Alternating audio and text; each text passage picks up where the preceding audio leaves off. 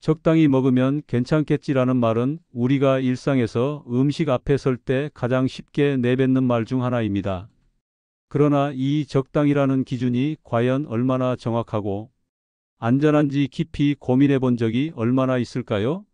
우리는 흔히 적당한 섭취라는 말을 통해 자신을 안심시키지만 실제로는 일부 음식들이 우리의 몸속에 쌓여 해롭고 치명적인 결과를 초래할 수 있다는 사실을 간과하기 쉽습니다.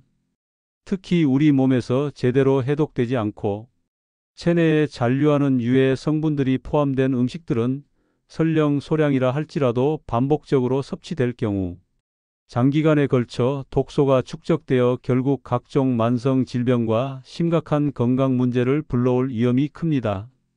이러한 음식들은 단순히 맛있다, 먹기 편하다는 이유만으로 무심코 입에 자주 넣는다면 우리 건강을 서서히 갉아먹는 독과도 같습니다.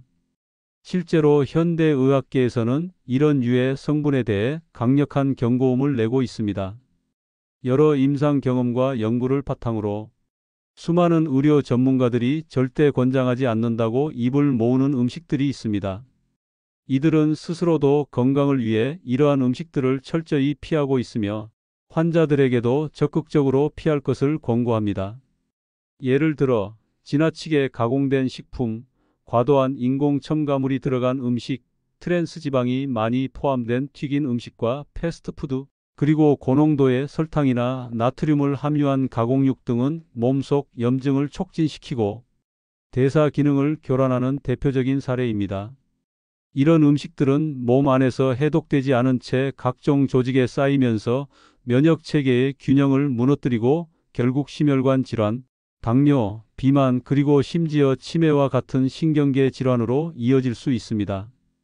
뿐만 아니라 식품에 포함된 중금속이나 농약 잔류물 같은 독성 물질은 우리 몸에서 자연스럽게 배출되지 않고 조직에 서서히 축적되면서 세포 손상과 만성 염증 반응을 일으킵니다. 이것이 바로 적당이라는 허울 좋은 표현 뒤에 숨겨진 위험이며 단순한 식습관의 문제가 아닌 우리 삶 전체의 질을 위협하는 심각한 건강 문제인 것입니다. 이처럼 우리가 흔히 적당이라는 말로 자신을 안심시키며 무심코 섭취하는 음식들 중 상당수가 몸에 독으로 작용한다는 사실을 직시할 필요가 있습니다. 건강은 한순간의 선택이 아니라 평생에 걸친 꾸준한 관리와 의식적인 식습관 개선에서 비롯됩니다. 우리 몸은 우리가 먹는 음식으로 이루어진다는 점을 결코 잊지 말아야 합니다. 따라서 음식 앞에서 적당이라는 말에 너무 쉽게 의존하지 말고 무엇이 내 몸을 진정으로 건강하게 하는지 항상 고민하며 선택하는 현명함이 필요합니다. 안녕하세요. 내과 전문의 김병윤입니다.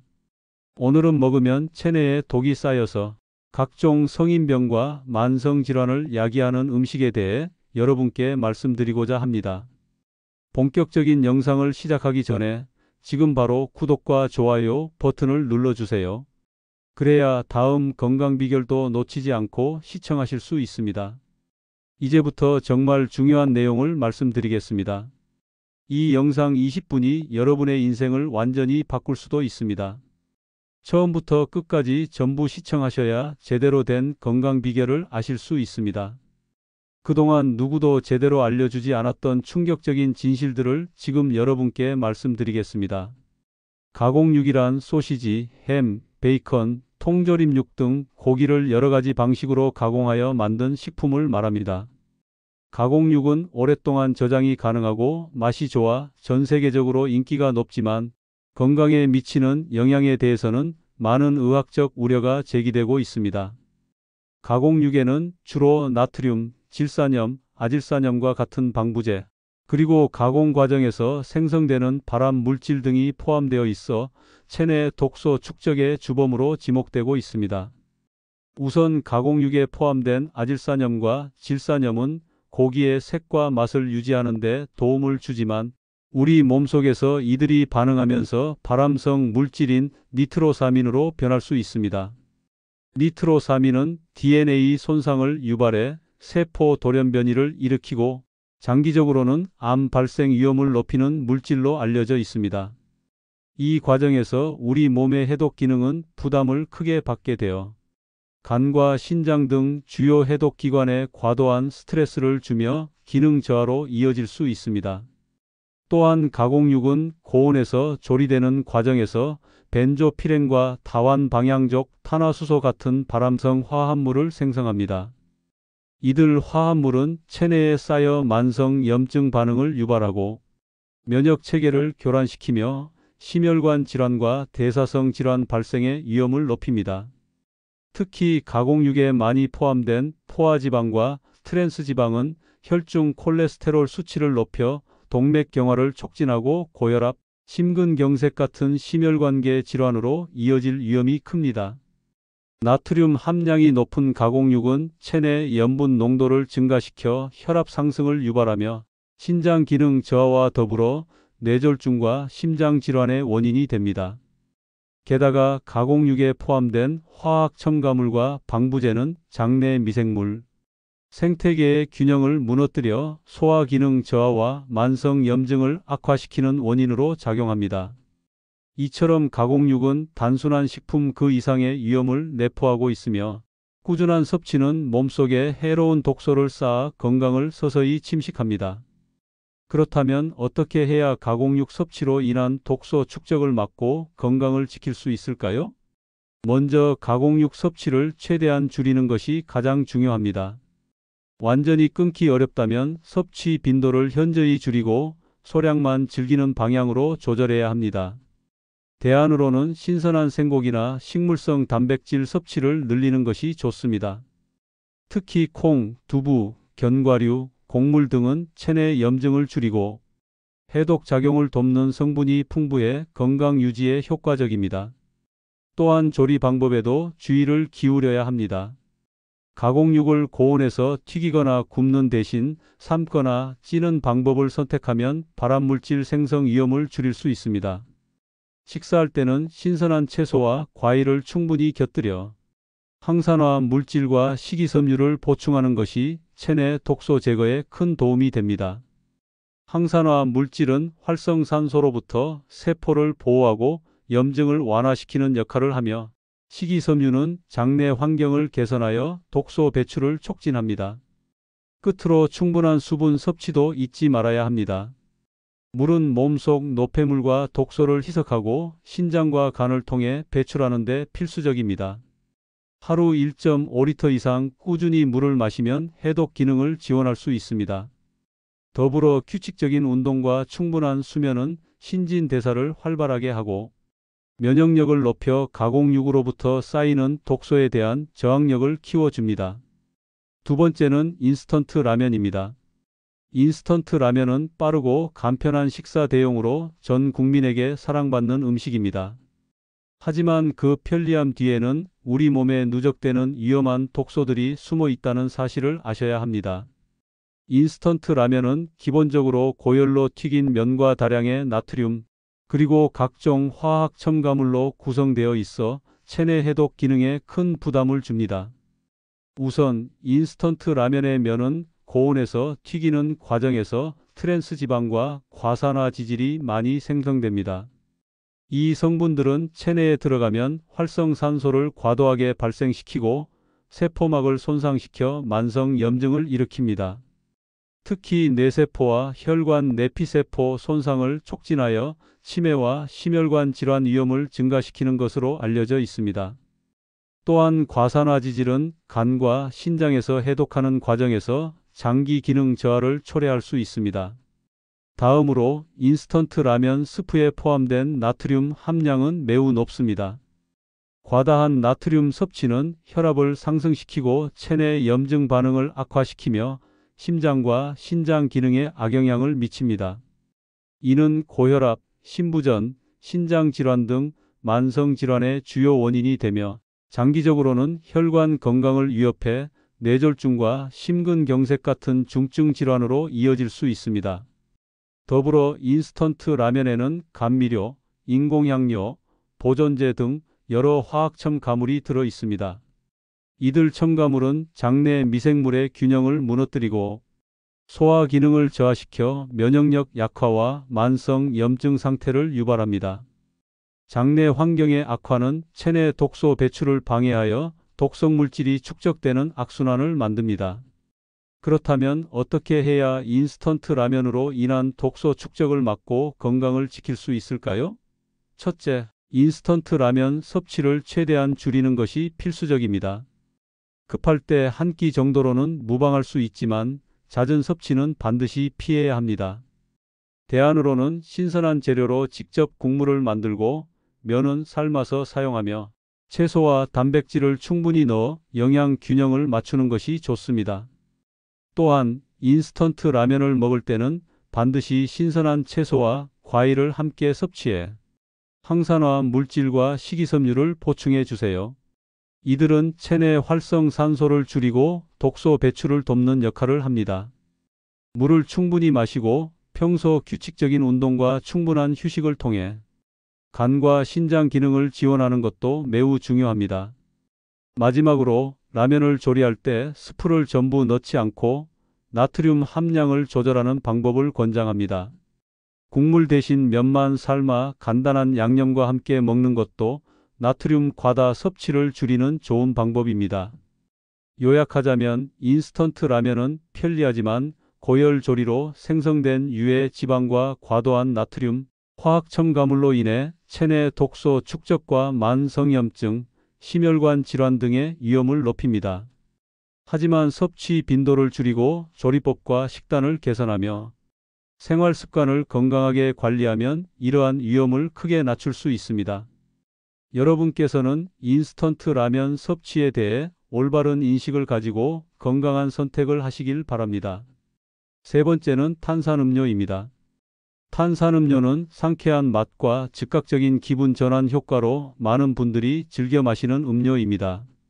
그러나 탄산음료 속에 포함된 성분들은 우리 몸에 여러 가지 해로운 영향을 끼치며 체내 독소 축적을 촉진하여 다양한 만성 질환의 원인이 될 수 있습니다. 우선 탄산음료에는 다량의 설탕, 특히 고가당 옥수수 시럽이 포함되어 있습니다. 과도한 설탕 섭취는 혈당을 급격히 상승시켜 인슐린 저항성을 유발하고 이는 결국 당뇨병 발생 위험을 크게 높입니다. 고혈당 상태가 반복되면 몸 안에서는 산화 스트레스가 증가하고 염증 반응이 만성적으로 활성화되면서 체내 세포 손상과 조직 기능 저하가 일어납니다. 이 과정에서 간과 신장은 설탕과 관련된 독소를 해독하기 위해 과도한 부담을 안게 되고 기능 저하로 이어질 수 있습니다. 탄산음료의 또 다른 문제는 산성 성분인 탄산가스 자체입니다. 체내 산성 환경이 지속되면 혈액과 조직의 산성도가 올라가며 이는 전신염증을 촉진하고 세포 기능 장애를 유발합니다. 산성 환경은 또한 체내에서 칼슘, 마그네슘 같은 미네랄의 손실을 가속화시켜 뼈 건강을 위협하며 만성 피로와 근육 약화도 초래할 수 있습니다. 게다가 탄산음료에는 카페인도 포함된 경우가 많아 신경계를 자극하고 불면증, 불안, 심박수 증가 등의 부작용을 일으킬 수 있습니다.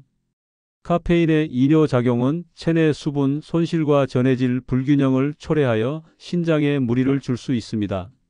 신장이 제 기능을 못하면 독소 배출이 원활하지 않아 체내 독소가 쌓이기 쉽습니다. 이외에도 탄산음료에 포함된 인공색소와 향료, 방부제 등의 화학 첨가물은 장내 미생물 균형을 깨뜨리고 소화 기능을 저하시킵니다. 건강한 장내 환경이 무너지면 면역력이 약화되고 만성 염증 상태가 지속되어 체내 독소 배출이 어려워지는 악순환이 반복됩니다. 그렇다면 탄산음료로 인한 체내 독소 축적과 건강 위험을 줄이기 위해 어떤 대안을 선택해야 할까요? 첫째, 탄산음료 섭취를 가급적 줄이고 특히 하루 한 잔 이상 마시는 습관은 반드시 고쳐야 합니다.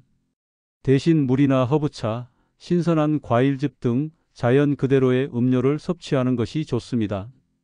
또한 단맛이 강한 음료를 마시고 싶을 때는 설탕이나 인공감미료가 첨가되지 않은 천연 음료를 선택하시고 가능한 한 생과일이나 채소를 통해 수분과 영양소를 보충해 주세요. 평소 규칙적인 운동과 충분한 수면으로 신진대사를 원활히 하여 독소 배출 능력을 높이는 것도 중요합니다. 만약 탄산음료를 완전히 끊기 어렵다면 마실 때마다 물을 함께 마시고 양을 제한하며 하루 중 가능한 이른 시간에 섭취하여 밤에 미치는 영향은 최소화하는 것이 도움이 됩니다. 또한 탄산음료 대신 탄산수를 선택할 경우 설탕이 없으므로 상대적으로 안전하지만 과도한 섭취는 산성 환경을 조장할 수 있으니 적당히 마셔야 합니다. 네 번째는 냉동식품입니다. 냉동식품은 바쁜 현대인들의 식생활에서 편리함을 제공하는 중요한 식품입니다. 그러나 맛과 편리함 뒤에는 우리 몸에 해로운 독소 축적의 위험이 숨어 있습니다. 냉동식품은 저장 과정에서 식품의 신선도와 영양소가 손실될 수 있고 제조 과정에서 첨가되는 각종 방부제, 보존료, 그리고 가공 과정에서 생성되는 유해 물질들이 체내 독소로 작용할 수 있습니다. 첫째, 냉동식품은 장기간 저장을 위해 방부제와 보존료가 사용되는 경우가 많습니다. 이들 화학물질은 체내에 들어가면 해독 과정을 거쳐야 하지만 간과 신장에 부담을 가중시키며 장기간 노출 시 기관 기능 저하를 유발할 수 있습니다. 특히 간은 해독의 중심 기관으로 이러한 독소가 지속적으로 축적되면 간 기능 저하와 만성 염증이 발생해 건강에 심각한 위협이 됩니다. 둘째, 냉동과 해동 과정에서 식품 내 단백질 변성과 지방 산화가 일어나면서 유해 산화물질이 형성됩니다. 이러한 산화물질은 체내 세포를 손상시키고 활성산소를 증가시켜 만성 염증 및 노화 촉진에 기여합니다. 또한 혈관 내피 세포 기능 저하로 심혈관 질환의 위험을 높일 수 있습니다. 셋째, 가공 냉동식품에는 소금, 설탕, 그리고 인공 조미료가 많이 포함되어 있는 경우가 많습니다. 과도한 나트륨 섭취는 고혈압과 신장 질환을 악화시키며 과도한 당분은 대사증후군과 비만, 당뇨병의 위험을 증가시킵니다. 이러한 만성 질환은 결국 체내 독소 축적과 해독 능력 저하를 악화시키는 악순환을 만듭니다.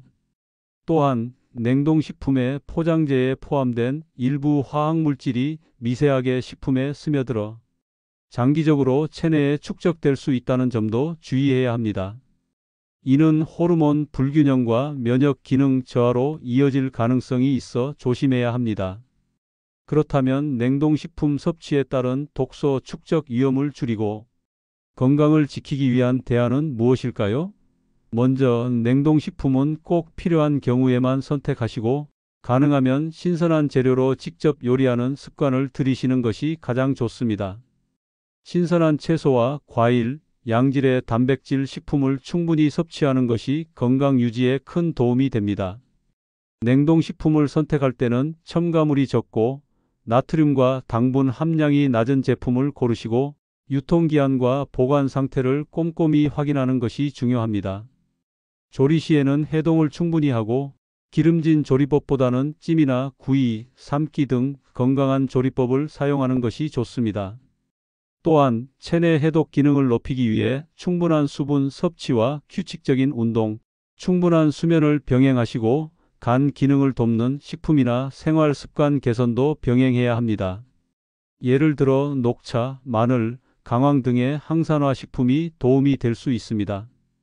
요약하자면 냉동식품은 저장과 가공 과정에서 생기는 산화물질과 첨가물, 그리고 포장재 화학물질로 인해 체내 독소 축적과 만성 염증, 간과 신장 기능 저하의 위험을 높입니다. 하지만 섭취 빈도를 줄이고 신선한 재료 위주의 식사를 하며 올바른 조리법과 건강한 생활 습관을 유지하면 이러한 위험을 크게 낮출 수 있습니다.